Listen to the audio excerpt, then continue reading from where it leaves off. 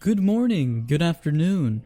The new update is out on PC, Update 28, Feeling Perky. It seems to have upset a lot of people for a few reasons. In this video I'll be talking about one of the biggest changes, which is the nerf of Iron Will, which has caused a lot of ruckus in the Deep Rock Galactic community.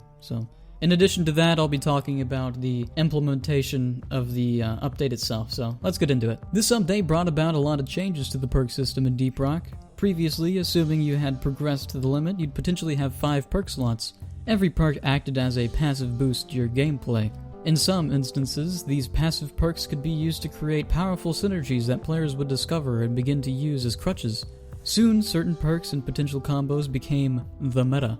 This update changed the system drastically. Before this update, perks received little to no changes aside from bug fixes, so this was a very neglected system for a good while now. A good portion of the player base got used to these perks and took a strong liking to them.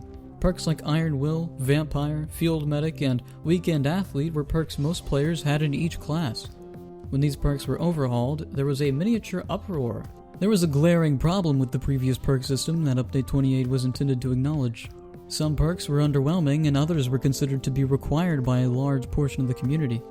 Balance amongst the perks was a clear issue.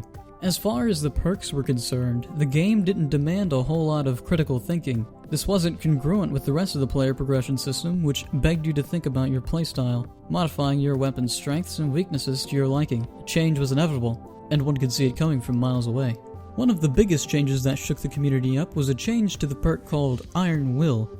Before the overhaul, Iron Will allowed the user to remain active for up to 9 seconds once their health hit 0. This perk cushioned the punishment of death greatly and had no downside. During these 9 seconds of Iron Will, your movement was slowed, but if you could get any sort of health back, you would avoid going down entirely. This means if you got to red sugar or resupplied, you'd be okay and could continue going about your business as though you had never reached 0 health to begin with. If no method of self-revival was immediately available and the team was in trouble, players with Iron Will would often be spared of a team wipe with a simple game of Iron Will Leapfrog, where one player revives the other while iron-willed and the other player goes on to revive another, and so on and so forth. It was through this unspoken strategy that a lot of players survived overwhelming odds. There was a sense of safety because everyone was expected to be running Iron Will, even players you've never met with before. If they weren't running Iron Will, they were doing your team a disservice. There was no reason not to run it. Synergies with other perks began to emerge. Vampire, a perk that regenerates health upon a melee kill of a medium-sized bug, proved useful with Iron Will. Under the right circumstances, you could easily avoid death by just power attacking a lone grunt, albeit this was usually not so helpful in situations where you're overwhelmed with bugs surrounding you on all sides. This synergy could be further expanded upon by a perk called Berserker, which increased your melee damage the lower your health is by increments of an additional 1 damage at every 4 health points lost at its highest tier. Once your health is at 0, your melee potential would be unmatched, causing you to deal massive damage, especially if you drank a red rock blaster before you started the game, which increased your maximum health by 30%. Suit upgrades like Healthy would also aid with your maximum damage potential. In addition to those synergies were a couple of others that contributed to your team's survival potential when applied with Iron Will. One of these being Resupplier, which made resupplying up to 40% faster. Once a player is Iron Willed, they would have much more time to reach and consume a resupply before going down. Once you consider that this also instantly regenerates the user's health back to 50%, Resupplier could prove to save Iron Will users from countless deaths, especially on mule repair missions, where resupplies are almost always nearby. The added health benefit also granted the user a lot of room for error. Field Medic was another perk that aided in the use of Iron Will users. At its highest tier, you'd revive teammates 30% faster, which granted Iron Will users more time to walk to their downed allies and revive them. In addition to this, enemies would run away upon revive, giving that user time to revive the buddy who just revived him. With all of these synergies with Iron Will, it gave the impression that the whole perk system revolved around this single perk. After all, if a dwarf had all 5 perk slots, he could manage to apply Iron Will, Berserker, Vampire, Resupplier, and Field Medic, all in a single build. This is the perfect storm for an Iron Will based meta.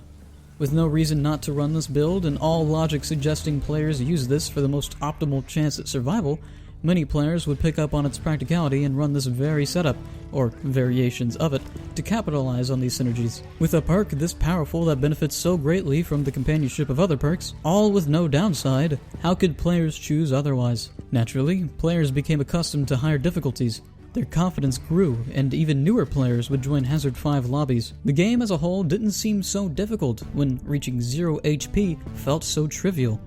With Iron Will being so powerful, and everyone running it, a change was bound to happen at some point, and that point came with Update 28. With Update 28 came a hugely revamped perk system.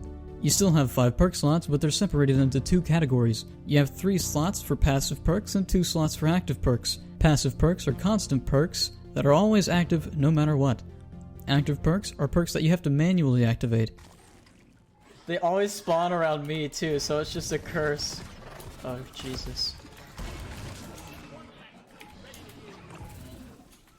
Oh, there's another one! Oh! No! Oh my god.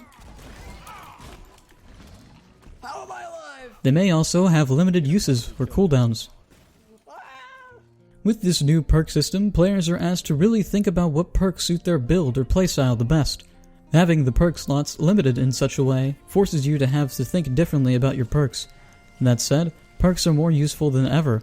Nearly every perk has received a substantial change or buff. Some perks were even merged with others, increasing their value and strengthening the difficulty of choice.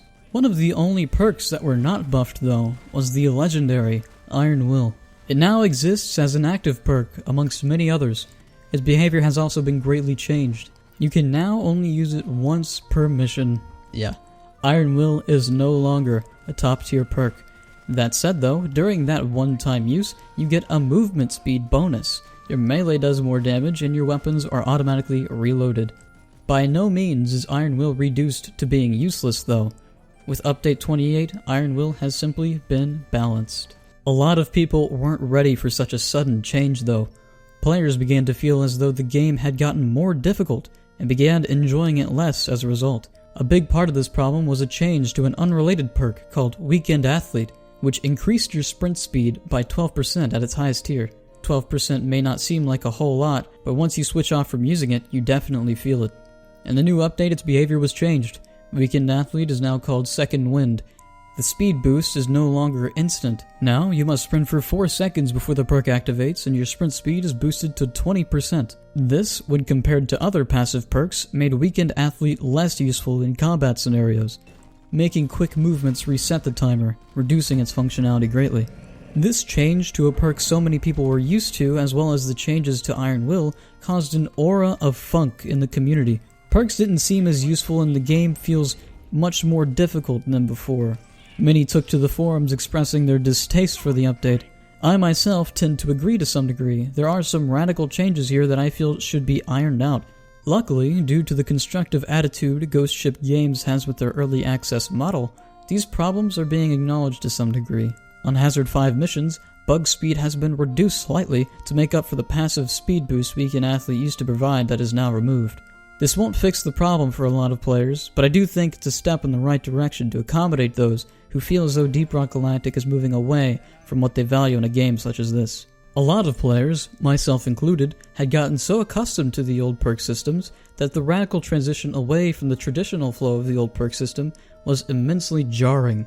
It seemed as though the game had been built to accommodate the flow of gameplay with those old perks, despite their inevitable overhaul that was to come in the future. Asking the entirety of the player base to change the way they play practically overnight is, in hindsight, a recipe for disaster bound to cause an unignorable portion of the community feeling slighted.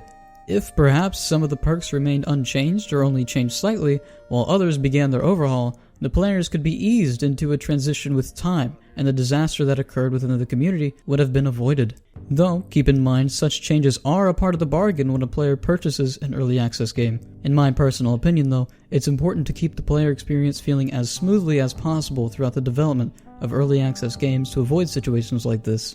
Ghost Ship Games otherwise sets a great example of how other early access games should function. To conclude, Iron Will so desperately needed to be changed, and it was changed properly, I believe. Had the rest of the perks been changed with a little more subtlety, the player base would be far less divided, and feelings of an uneasy shift would be minimal. I do think that out of all the updates, this one was the most jarring to be implemented. But I love all the new perks and the perk system as a whole, especially after fully adapting. The removal of Iron Will enriches the experience so much more than I ever would have thought, and it reminds me of the good old days of Deep Rock before the perks even existed. Even still though, all gameplay you're seeing is Hazard 5, and with mixer-spawned enemies. I still got it, man. Even without Iron Will, I don't need it.